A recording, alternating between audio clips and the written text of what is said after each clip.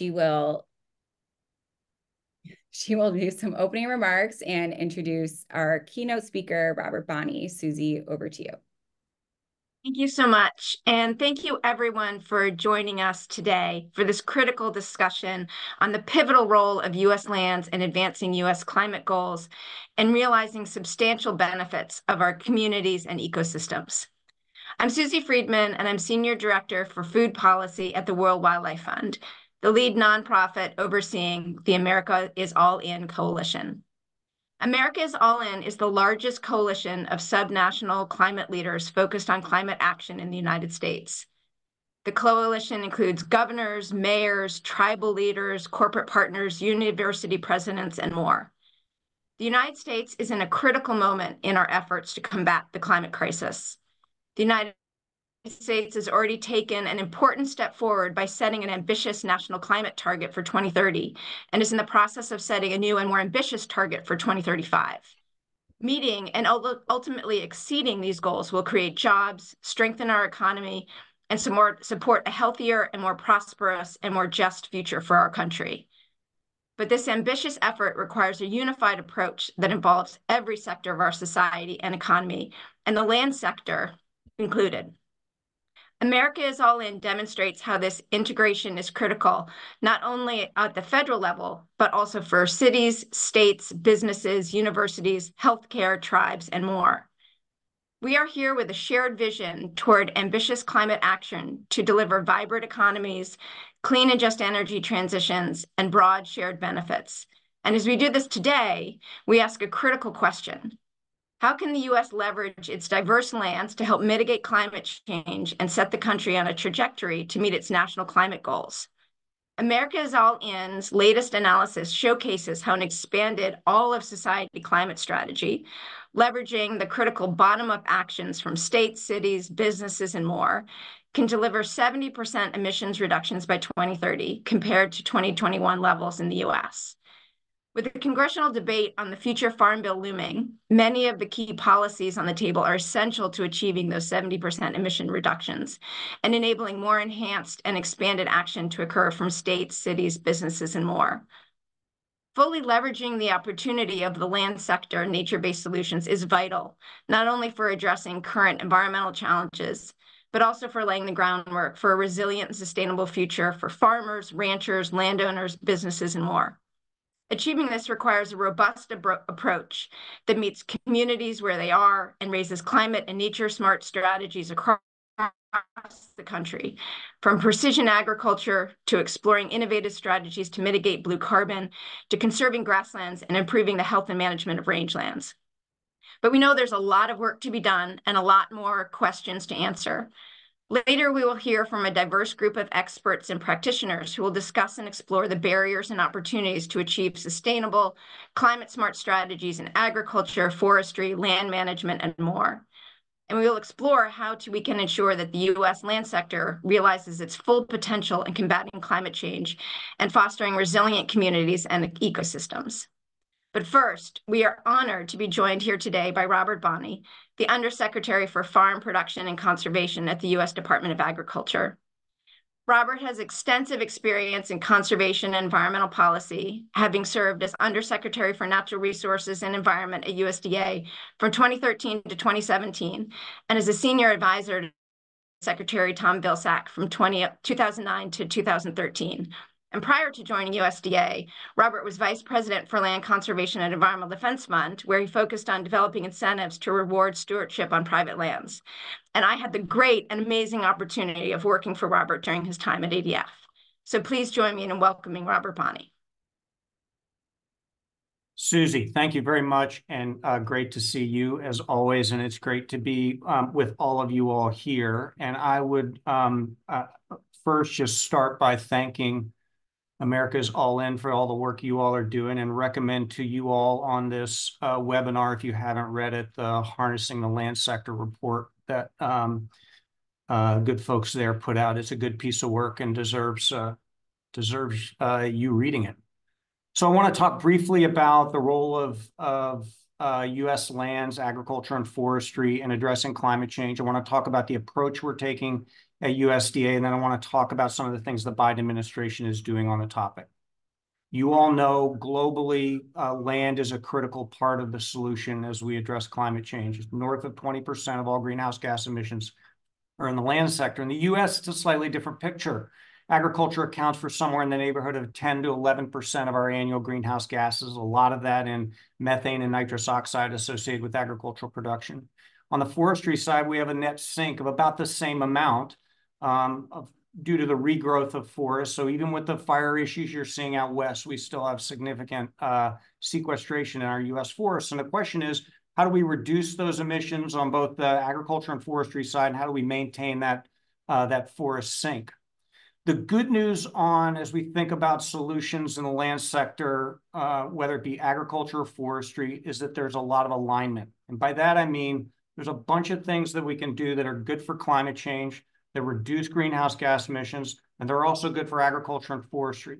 So if you think about the soil side, there's a lot we can do: cover crops, conservation tillage, and other practices that we can do that will increase carbon sequestration in soils, take greenhouse gases out of the air, even while they expand productivity for agriculture.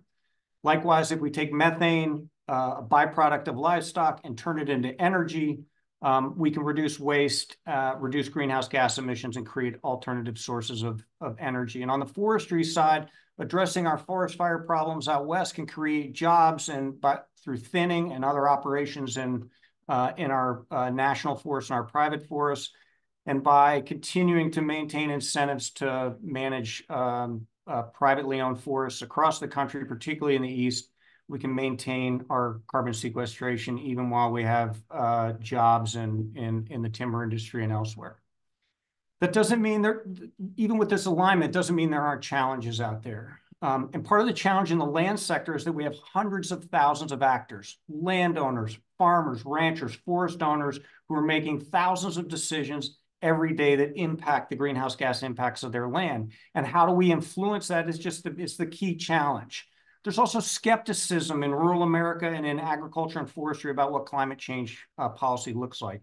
If it feels like it's regulatory heavy, if it's top down, if it's dictated from Washington, we're likely to meet resistance. On the other hand, if it's about partnerships, collaboration, incentives, voluntary markets, and other approaches, there's a real opportunity to engage agriculture and forestry in climate solutions in a way that both enhances their bottom line, even while we reduce greenhouse gas emissions.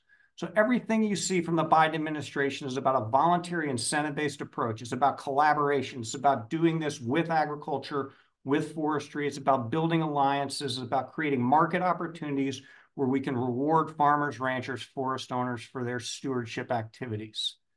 And fortunately, we've got significant resources now as a result of the Inflation Reduction Act and some of the other things we're doing to make that a reality. The Inflation Reduction Act gave USDA almost $20 billion in new resources for climate-smart practices on farms, ranches, and forest lands across the country. Typically, we share the costs of producers' cost-share programs, where we pick up part of the cost of implementing a variety of practices. We've selected those practices carefully to make sure there's significant greenhouse gas benefits associated with them, but there are lots of opportunities across the country in different parts of agriculture and forestry to take advantage of these resources. We're spending a lot of time streamlining our programs, make them work better, make it easier for farmers, ranchers, forest owners, particularly historically underserved producers, tribes, and others to get into those programs. And we're strengthening partnerships with conservation groups, conservation districts, commodity groups, farm groups, landowners, states, and others to be able to deliver these programs more efficiently on our working lands across the country. I'll talk about the Farm Bill at the end, but these are all Farm Bill programs, and we have a Farm Bill coming up, and so those deliberations around the Farm Bill are important. We also have a program called Partnerships for Climate Smart Commodities. We've taken about $3 billion of something called the Commodity Credit Corporation to create not a conservation program, but actually a commodity program. This is a program that rewards farmers, ranchers, and forest owners for producing commodities using climate smart practices. So we funded about 135 projects across the country that do 4 things. They scale up climate smart agriculture and forestry by helping to cover the costs of that. They make sure that the doors to this program is open to everybody, that we serve everybody, historically underserved, small, medium-sized producers, as well as large. We spend money on measurement, monitoring, reporting, and verification, make sure we get the math right and that we learn from the types of practices that work out on the ground. And importantly, we try to create markets, whether it be carbon markets or markets for climate smart commodities or other things that can reward farmers and ranchers, bring in private sector dollars, and thereby create a long-term stream of income for folks in the land sector. We're making significant investments in MMRV, measurement, monitoring, reporting, and verification, $300 million in the Inflation Reduction Act. And we've got new programs, the Growing Climate Solutions Act, the Sustains Act, and other efforts where we're going to be launching some requests for information, some public comment periods in the coming weeks to be able to engage folks in agriculture, conservation, and elsewhere about how do we use our existing authorities to do a better job of encouraging the uptake of climate smart agriculture and forestry with farmers, ranchers, and forest owners. I also want to touch base on our forests quickly. Our forests are a critically important sink. We need to maintain that sink, but at the same time, we need to reduce the emissions we're seeing from catastrophic wildfire in the West. If you think about those Western forest ecosystems, we've essentially taken fire out of those ecosystems. Native Americans used to manage those ecosystems with fire. There were lightning strikes and other things that kept those ecosystems more open. There are, frankly, in a lot of places, fewer trees. And if we want to restore those ecosystems, there are places we're going to have to go in and reintroduce prescribed fire. We're going to have to do thinning to be able to do that. And so there are enormous opportunities to be able to restore those forests ecologically, to reintroduce fire, and to create jobs out on the landscape as well. In the eastern part of the United States and other places where we have private forests, the real threat is actually keeping them in forests, is reducing the threat of development, creating incentives to maintain those land, whether it be markets for wood, incentives that we may offer at USDA or elsewhere, or markets for carbon that can reward landowners for keeping trees on the landscape. So enormous opportunities in the forest sector, but enormous challenges, particularly with our forests in the Western United States, where we're seeing unnaturally catastrophic wildfires. As I mentioned, in the coming weeks, we'll be out with more efforts around some of our Growing Climate Solutions Act sustains and elsewhere. We're going to be soliciting comments from the public on ways that we can use our authorities in USDA to help standardize these markets, to create better safeguards for market integrity as it comes to whether it's offsets or other markets there. And as I noted before, the Farm Bill, and Susie noted this as well, Farm Bill is incredibly important. What happens to those Inflation Reduction Act resources? Can we put those resources in the baseline to keep a long-term flow of incentives for folks in agriculture and forestry and continue to ramp up this work? So we're enormously optimistic here. But as I noted before, there's a lot of work to do out on the landscape. We have a lot of folks we have to work with, and we really look to work with communities, states, conservation groups, and others to get this work done. So great opportunity to be here today. I appreciate it. And we'll turn it back to you, Susie. Thank you, Undersecretary Bonnie. That was really great to tee up our panel conversation. So I'm going to switch over to our moderator and my colleague, Rena Sui, the research director at the Center for Global Sustainability. And please, just a reminder to ask any questions in the Q&A, and we will get to those at the end. Take it away, Rena. Thank you, Shannon. Good afternoon, everyone, or good morning if you're on the West Coast. So my name is Rena Cui. I'm the research director at the Center for Global Sustainability at University of Maryland. It's a really great pleasure to be moderating the panel discussion today. Before I start, I also want to kind of echo the thanks for Robert Bonnie for your wonderful keynote remarks. It's really exciting to hear all the activities happening at USDA. And also thank you, Susie, for the introduction about the very important topic for today. So for the panel discussion, we'll have an opportunity to really talk about all the innovative solution and climate strategies from all the diverse actors, diverse voices we're having here today, and really to learn from their expertise and also the actions they're taking to overcoming barriers, seizing opportunity, and also driving the emissions reduction while enriching our lands. So let me introduce our distinguished panelists today. So first, we have Rachel Lam, Senior Climate Advisor at the Maryland Department of the Environment. Rachel has been instrumental in shaping Maryland's aggressive climate goals, including the recent launch of Maryland's Climate Pollution Reduction Plan. Really great to have you, Rachel. Welcome. Next, we have Adam Moreno, the Nature-Based Strategy Section Manager at CARB, California Air Resources Board. His expertise in innovative environmental policies has been pivotal in driving California's leading role in climate mitigation. Great to have you, Adam. Thanks for joining us.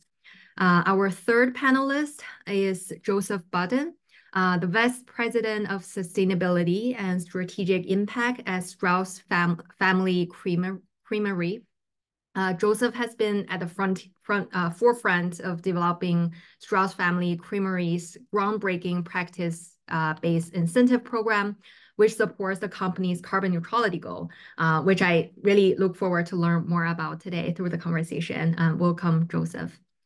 So let me probably pose the first question addressed to all of our panelists. I think we're really at the critical moment this year. I think also from the keynote remark from Robert, it is important kind of globally, we're at a closing window for reaching global 1.5 and for the US to reaching ambitious climate target. We're also thinking about setting a new target through the International Climate Ambition Enhancement Cycle. So there are a lot of momentum going on. I want to probably first learn and invite all of you to share what your organization is doing in terms of helping reaching those climate ambition goal to reduce greenhouse gas emission and also at the same time help build a more sustainable future. I'll start maybe with Rachel.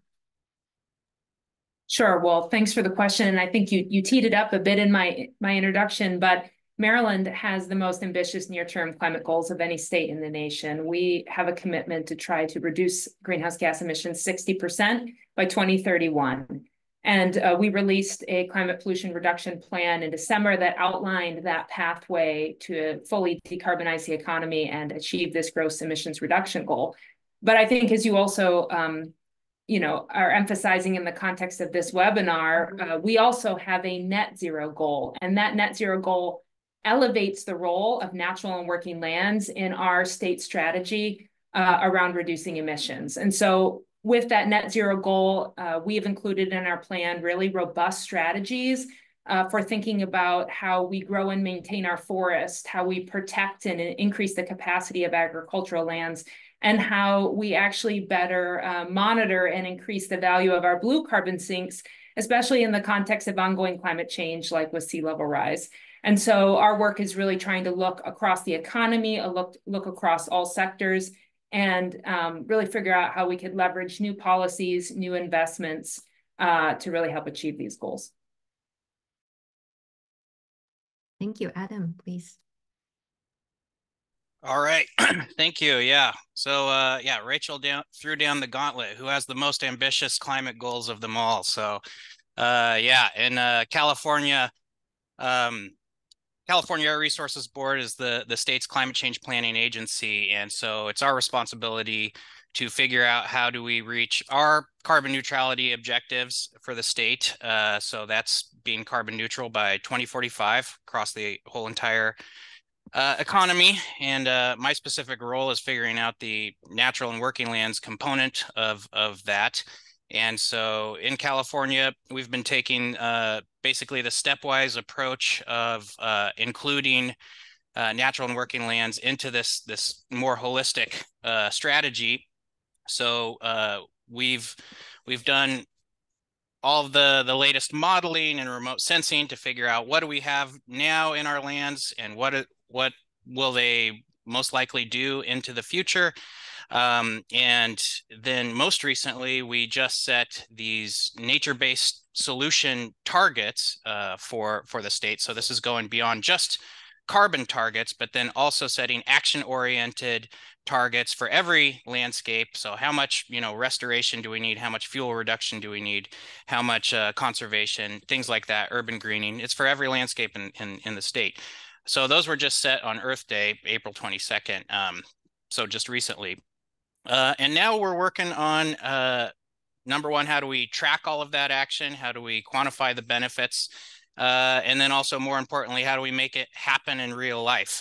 So that's identifying all the barriers that people on the ground are having to make that action happen, and then figuring out what policy mechanisms do we have in our toolkit to make that happen. And so everything's on the table currently, and the action that we've laid out is going to take a whole new level of thought about how we manage our landscapes. And so, yeah, that's going to take an equal amount of ingenuity in policy making to make all of that happen.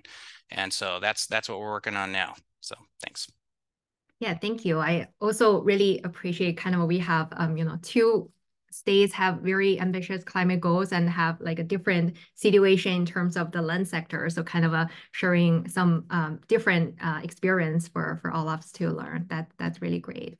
Yeah, over to you, Joseph. Absolutely. Well, greetings, everyone. It's such an honor to be here today. I'm calling from Sonoma County, California, which is 45 minutes north of San Francisco. I feel like I'm representing a really big sector, not just my company, but the organic food community, the dairy farming sector, perhaps the entire food system. So give me a bit of patience and grace. For those of you who are not familiar with Strauss Family Creamery, we are an organic dairy company that was built 30 years ago, and we create some of the very most delicious organic dairy products in the country. Our founder, Albert Strauss, was one of the very first organic dairymen in the country. He is noted for doing a lot of innovation, especially in the climate sector. He was one of the first to convert to organic. He had one of the very first micro-scale anaerobic digesters to convert methane-rich biogas to renewable electricity.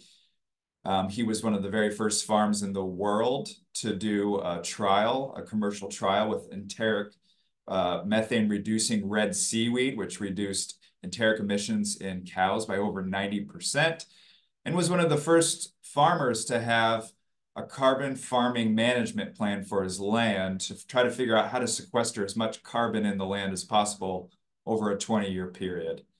And so building off of that work, what we've done as a company is we've set a target to achieve a net carbon neutral dairy supply by 2030. It's aggressive, it's ambitious, but as a sustainability professional who works hand in hand with 13 farmers in my community, this is a target we actually think we can achieve. And we think we can achieve it because we're co-creating solutions with farmers on the ground, solutions that work for them, are replicable in nature, and have both a climate and an economic benefit for those farms. And I think that's where the rubber meets the road a lot of the times, is how do we engage landowners? At Strauss Family Creamery, we're sourcing milk from 13 dairy farms that cover 8,500 acres of organic pasture land. How can we take that land base and do everything we possibly can to mitigate methane emissions, mitigate nitrous oxide emissions, and then sequester as much carbon as possible in the land? And I would contend that it requires partnering with those landowners to figure out what works for them, and then designing a policy framework, a business framework, and really a food system that supports them in doing that work. One of the things we've done at Strauss Family Creamery is in 2023, we launched an incentive program to encourage these farmers that we have direct supply relationships with to continue down this climate path, to change management practices to be more climate friendly. And I'm excited to say that in the very first year of our program, we distributed $250,000 of incentives to these farmers for doing these very practices. our CFO at Strauss Family Creamery, he looked at me with a leery eye when I blew the budget out of the box on this incentive program. It's something that we're really proud of, but we also noted that it spurred innovation and it spurred activity. So from a brand processor, a food manufacturer, with the time and resources and ability to understand what these climate solutions need to be, and then to take the time to partner with farmers to design solutions that work for them, what we've seen is the ability to meet some really aggressive and what we hope to be really impactful climate goals. And the key here is replicability. If I create solutions that only work for the 13 farms in my network, I have failed. Whether I do this work or not doesn't matter, but if we can create solutions that transcend across sectors and transcend across farms into different states and into different regions, that's when we know we've been successful. And when we know these practices are successful and farmers actually want to adopt them because they benefit both the climate and their bottom line. And I'll stop there. Yeah, thank you, Joseph. Those are super exciting to hear, and totally agree on your vision about not just about the 13 farmers, but more kind of how we can scale up the activity and learn from each other and about the partnership. That's really exciting. So I have a maybe specific question to Rachel, we all know the Chesapeake Bay in Maryland, that's very important. And I think there's a really strong kind of a dedication about Maryland, preserving, maintaining the health of Chesapeake Bay. Just want to ask, are there any specific initiatives or policies that Maryland is already taken or kind of planning to take that implement that can tackle both emission in the agriculture sector, but also the nutrient plant pollution problem? Yeah. I just want to highlight that Maryland has been investing in our national working lands for a long time. And just in fact, yesterday, Governor Moore actually announced that Maryland had already met its 30% of state land conservation goal 6 years ahead of schedule. And this conservation and protection of land in combination with really supporting our working landowners, you know, those who are engaged in forestry and those engaged in agricultural production has been critical. And I think the long track record of success here is in part in combination to our commitment to the Chesapeake Bay. So you may not know, but Maryland farmers actually have the highest levels of adoption of best management practices of any farmers in the country. And they've been doing that, you know, as part of their commitment to having a healthier Chesapeake Bay and doing what they can to reduce nutrient pollution. And actually this track record of success, we actually felt was being underreported and undercaptured in our previous climate planning and inventory work. And so we actually took up that question in the last year as part of our update to our new climate plan to actually take a lot of the state level data that we were already collecting in service of reporting to our Chesapeake Bay commitments and kind of asked if this data in combination with some of the new modeling approaches out there could actually give us a better snapshot of what farmers were doing, given that they are already doing a lot of reduced or no-till and cover cropping and crop rotation.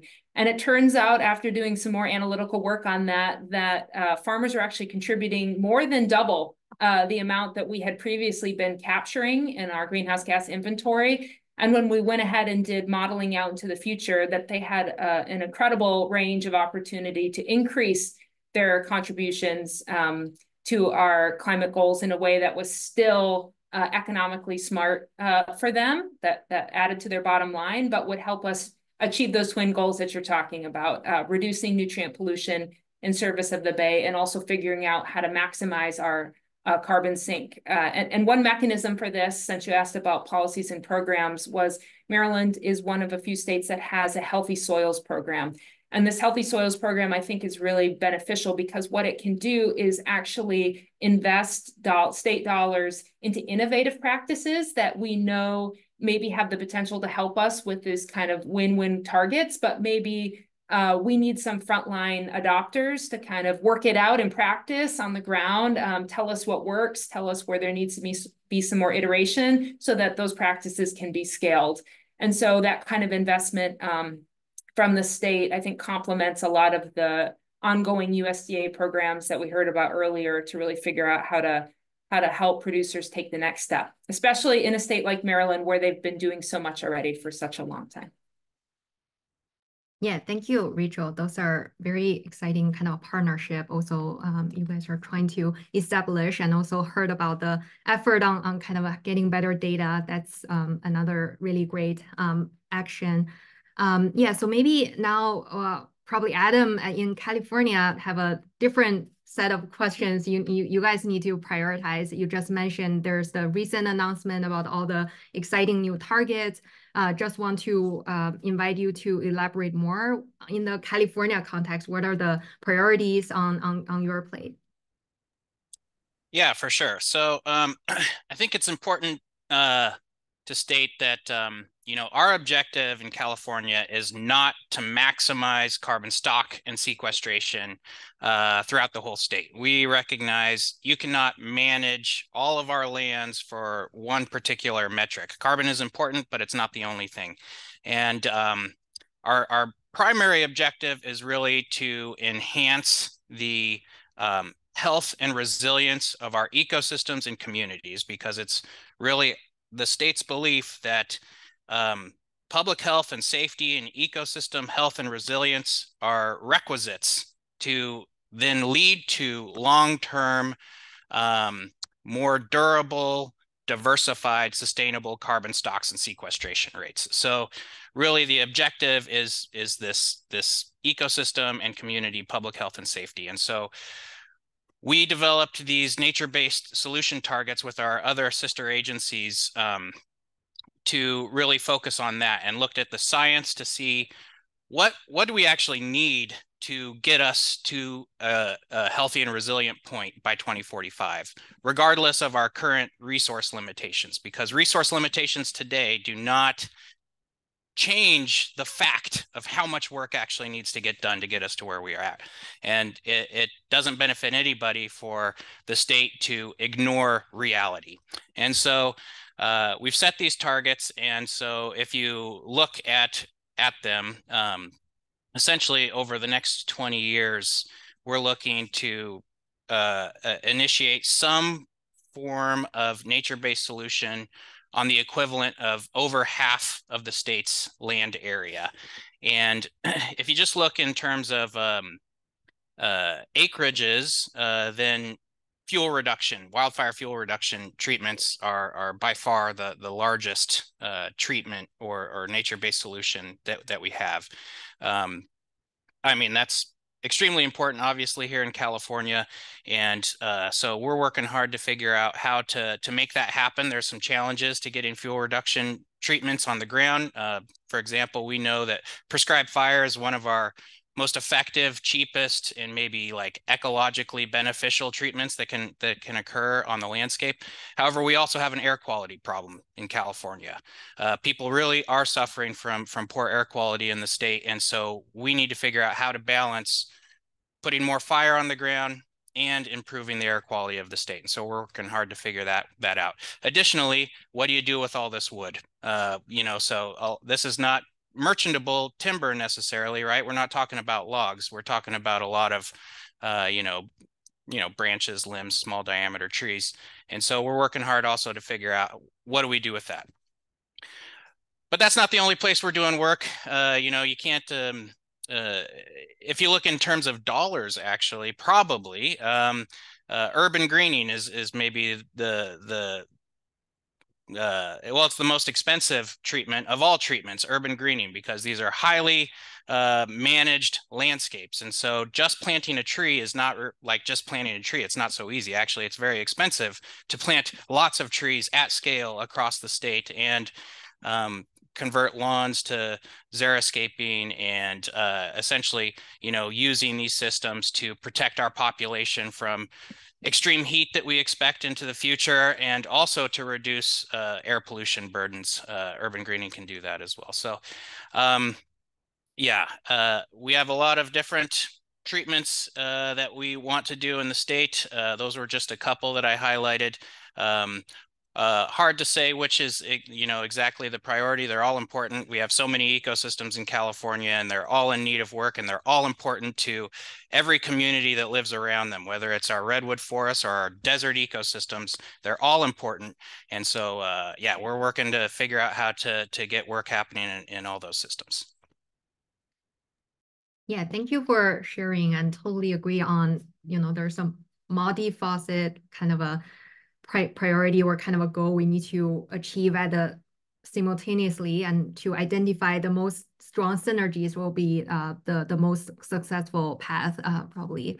Yeah, so maybe going back to Joseph, because I did got really surprised to hear the 2030 carbon neutrality goal. Totally agree. It's a very ambitious goal there. Just want to kind of hear from your perspective, because business, private sector is very important actor.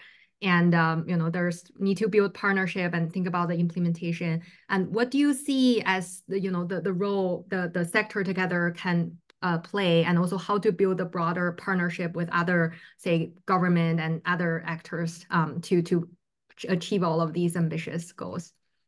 That's a great question, especially coming to me. I work for a relatively small company. We're not resource rich. We're not an international based organization that can pull from various experts around the world. We rely on partnerships.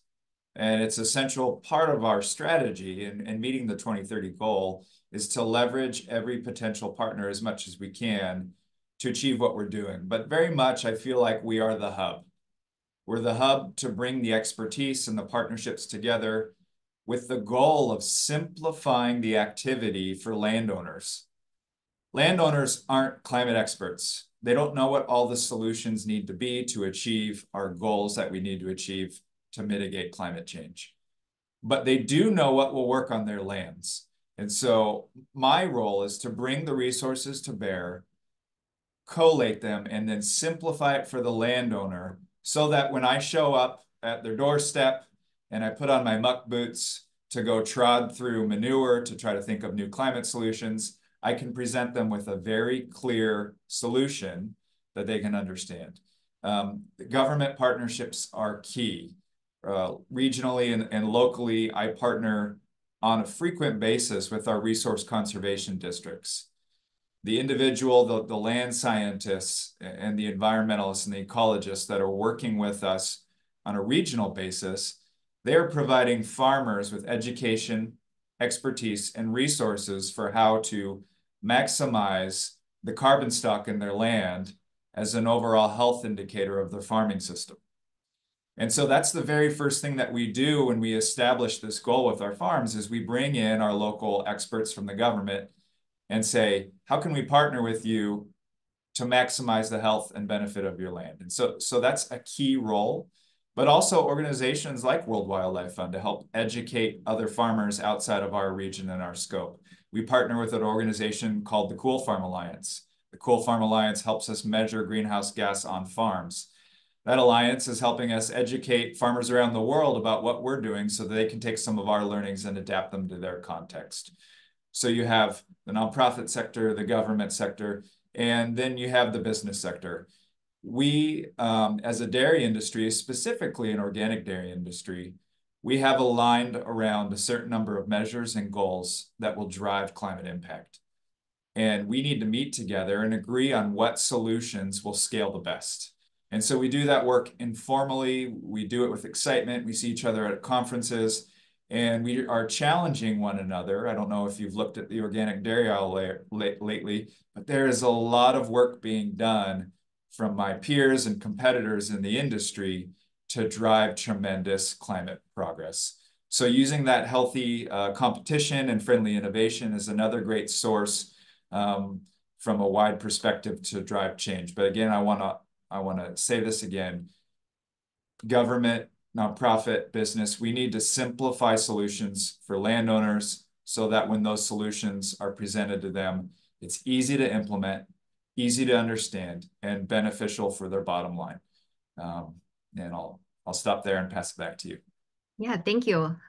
That's a great comment. I think I already heard from Robert, that there's an effort in streamline all the processes for implementation. So that's, definitely moving to a great direction. So I think we're gonna move to the Q&A from the audience. We have a very active Q&A. I keep seeing the question pump up. So I'll just read a couple. I think we received a couple questions about implementation. So Undersecretary Bonnie discussed all the USDA programs and initiative funding climate smart action. But how are we helping ensure this funding is reaching our farms, forests, and communities? Anyone want to jump in? Yeah, I could jump in real quick. Yeah, so California at least has a long history of both incentive programs and market-based mechanisms to help get funding towards climate action. So through our cap and trade program, which brings in billions of dollars a year for climate action, we distribute that to our healthy soils programs to improve farming operations, and then also to our forest health grants and our urban greening programs, amongst others. Yeah, in terms of market-based mechanisms, of course, we have our compliance forest offset program, which is helping conserve forests, across the U.S. And then we also have our low carbon fuel standard, which helps decrease the fuel intensity of fuels in the state. And so with this new money from the federal government, which we're very grateful for, we're definitely going to work hand in hand with the USDA and others to help utilize their already established programs, also like their EQIP program and others, to get that money out to where it's needed the most. So I'll just add that, it's taken a lot of increased coordination among state agencies, because when we talk about, at least in the context of Maryland, often when we talk about climate and carbon and improved approaches to sort of quantifying and verifying that may have more typically lived in the context of our Department of the Environment, or the one traditionally managing the greenhouse gas inventory and the climate plan.